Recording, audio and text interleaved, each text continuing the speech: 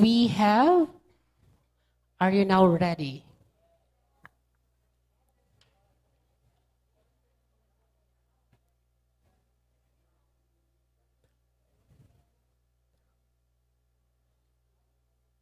We have the Naga City Science High School got 60 points. We also have the Naga City Montessori School got 56. Power, di pa nakaabot kayan si isa ro niyang kaibahan.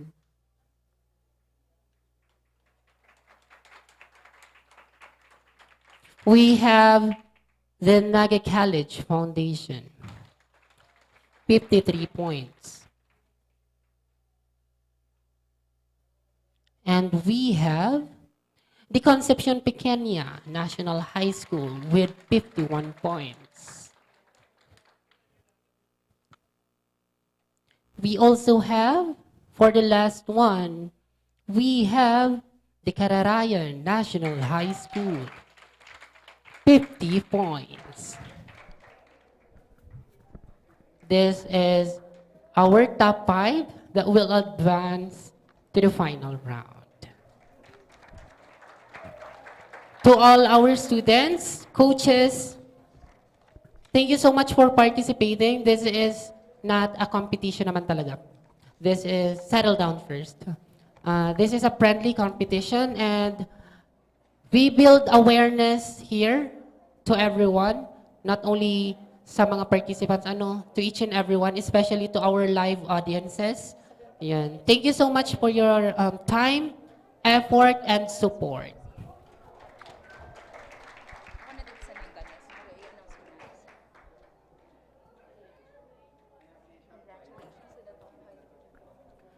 May I request this top 5 to occupy the front seat.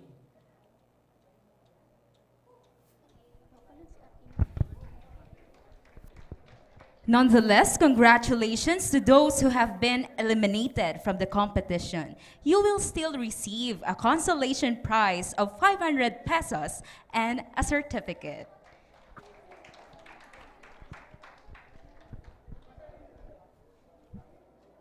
Once again, thank you so much to our coaches, to our participants. Thank you so much for your effort and support.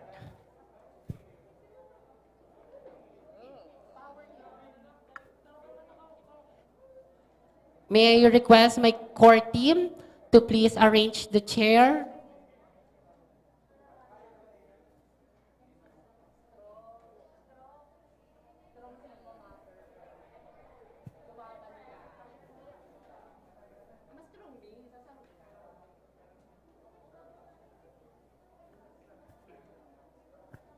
Ayan,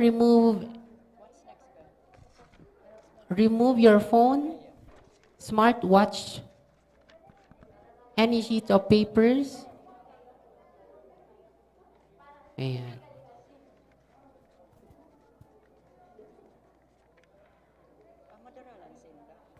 Ayan, mapaluya man da kang aircon digdi sa inutan, grabe na si ate. Nagpuruti da siya bigla. Chariaza.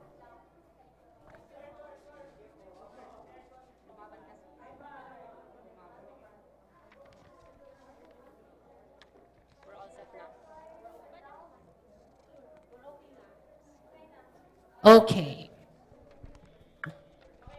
This is third round or the final chapter of this competition. Good luck, everyone, and let's start. All right, first of all, congratulations for the top 5 participating schools that will advance to the next round. All right, just a reminder, we will back to 0. Yes, the points will be reset to 0.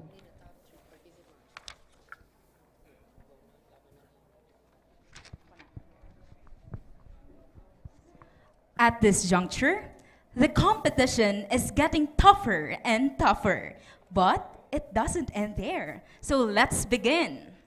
Round 3, difficult. Identification, 5 points each. Question number 1. When was the date that RA 9165 was published?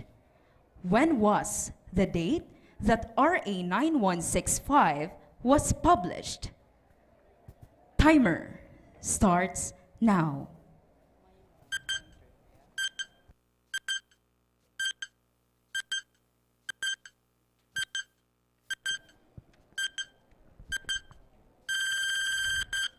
Boards up. The correct answer is June 19, 2002. We have the Naga City Science High School get the correct answer.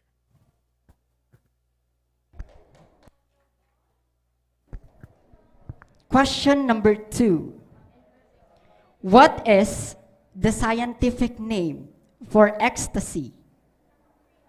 What is the scientific name for ecstasy? Timer starts now.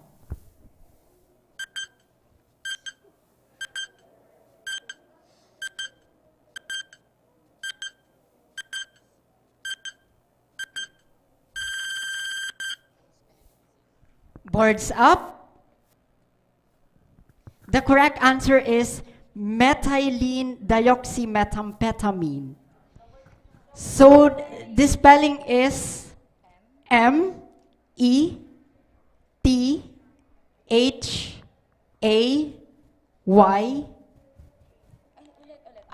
No. M-E-T-H-Y-L-E-N-E-D-I-O-X-Y.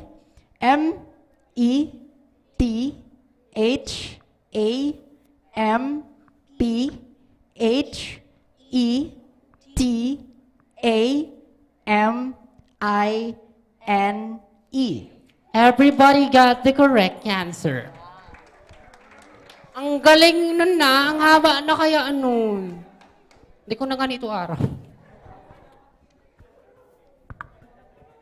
Ay, ang galing. Congrats for that one. Yes po. I like this one. She's very honest. Ayan. Thank you so much, Montessori School. Let's proceed to question number 3. What is the scientific name for shabu? What is the scientific name for shabu? Timer starts now.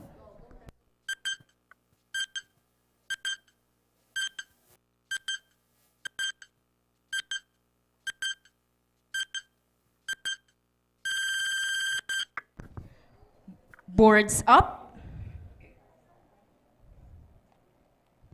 The correct answer is methamphetamine hydrochloride. Methamphetamine hydrochloride. METHECHAMINE space HYDROCHLORIDE.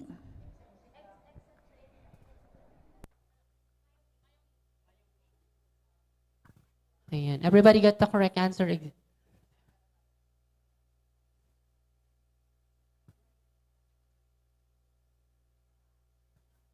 Ayan. We have the Concepcion Pequeña, NCF, Montessori, and Naga City Science High School get the correct answer. For the 4th question, in the National Drug Education Program, what 4 classification of drugs were mentioned? In the National Drug Education Program, what 4 classification of drugs were mentioned? Timer starts now.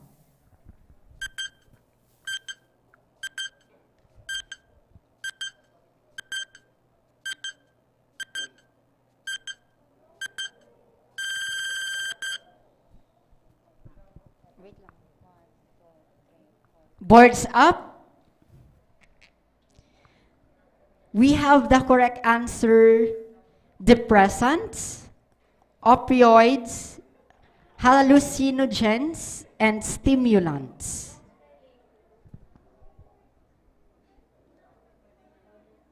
We have Naga City Science High School.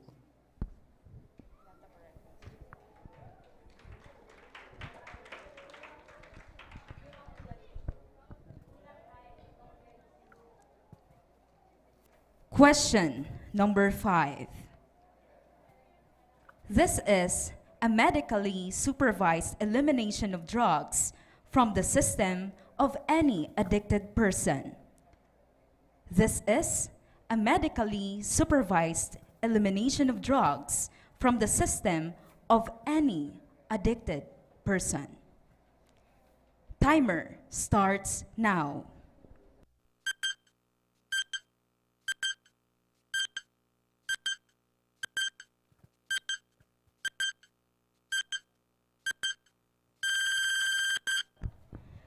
Boards up. The correct answer is detoxification. detoxification. We have the Naga City Science High School, Montessori, and Kararayan High School.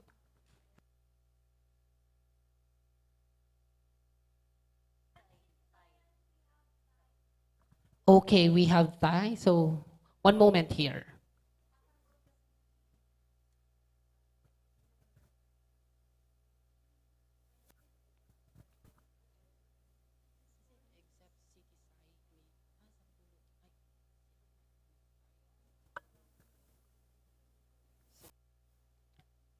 We have,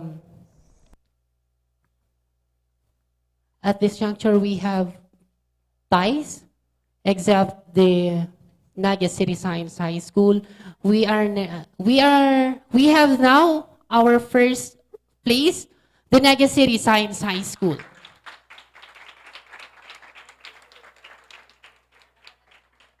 So now, for Kararayan, Concepcion, NCF, and Montessori, will do tiebreaker call, namely, do or die. You can proceed there. City Science. Congratulations. May pang-entrance exam na kamo. Charit.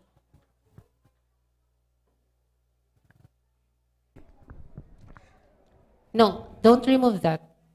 Can you transfer there? Can you transfer there?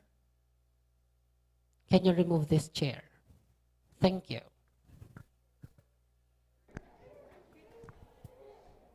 At this juncture, we shall go into a clincher round.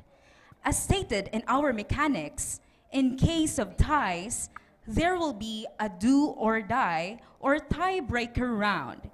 We, quiz masters, will give as many questions, and the first participant or group to get the correct answer wins.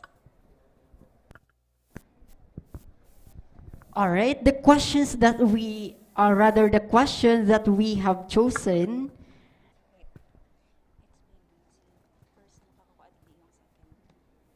All right.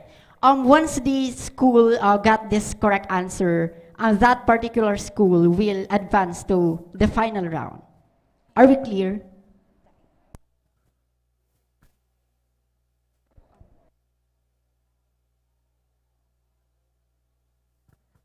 Okay. Si specific school na makakakuatulos kani yung answer, that school will... Yeah, that was... Siya na si manggaganat ang second runner-up. And if ever mag-tie ulit, we'll do another tiebreaker. Okay? Okay, the question is,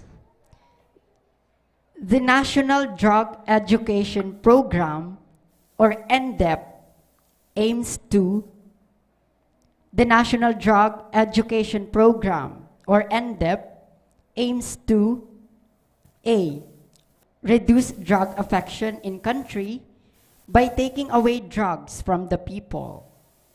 B, ensure that persons who use drugs have better access to the internet or the treatment.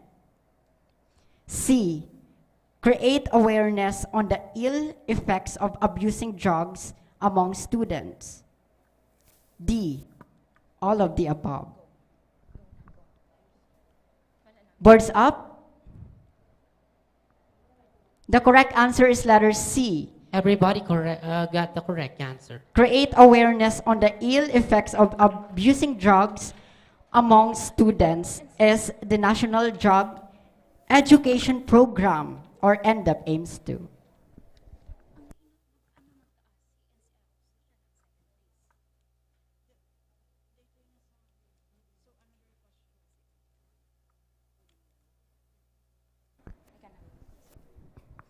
All right, another set of question.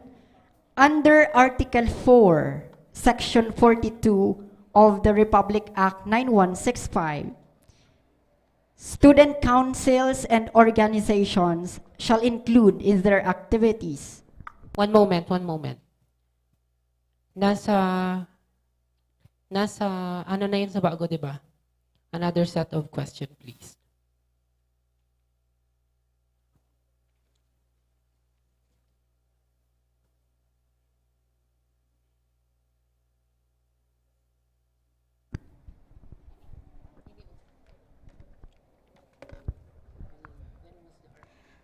Sa susunod pong katanungan, paunahan po ang schools na nag-a-answer. So kung sino yung mauuna, yun na yung second place. Wala ng timer, paunahan.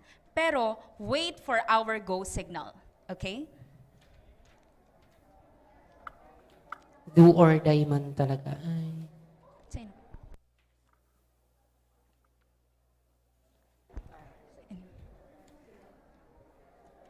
The question is, what does PDEA stand for? What does PDEA stand for? Wait. Erase. Go.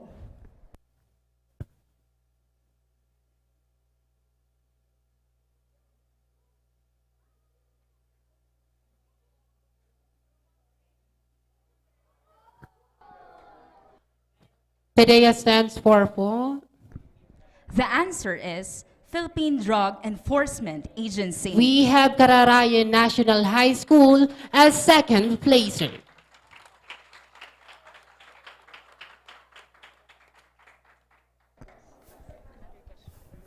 You can proceed back. All right, for the another question.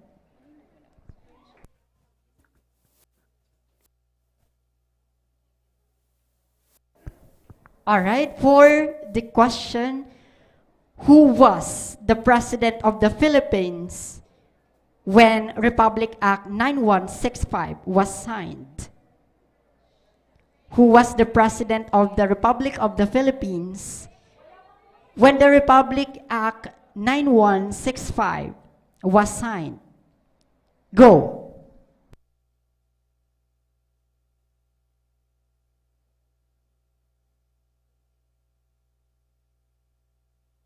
We have the NCF as the third placer.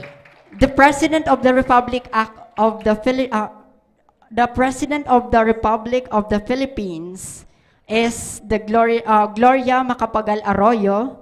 She signed the Republic Act 9165. Yeah, we have the Naga College Foundation, Kararayan National High School, and Naga City Science High School.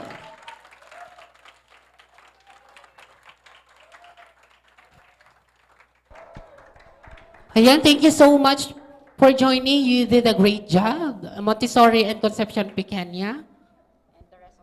And the rest of the schools, we also, again, would like to thank the following, our BeeKD advisors and the coaches here, the participating schools.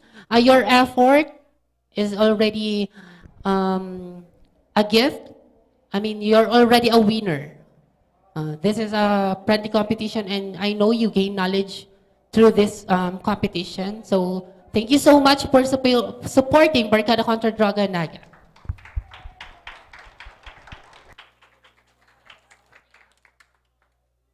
Ayan, wait lang. Mapiprint lang tayo nung... Can you proceed there? We would like to thank the following sponsors. The Office of the 3rd District Congressman of Camarines Sur, Honorable Gabriel Bordado Jr., and the Philippine Drug Enforcement Agency, headed by the Investigation Agent 5, Mark Anthony Amberay, the Provincial Officer of PIDEA, Camarines Sur.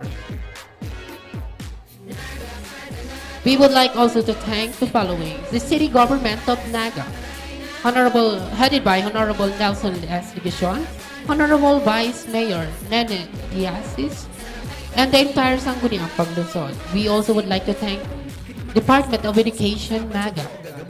Special thanks to Ms. Hazel Rose L. Sumpay, the Division Nurse in Charge, the BeeKD Division Coordinator, Department of Education, Naga, and the City Event Protocol and Public Information Office. We do really appreciate your support in our organization. Thank you so much, and Diyos mabalos po.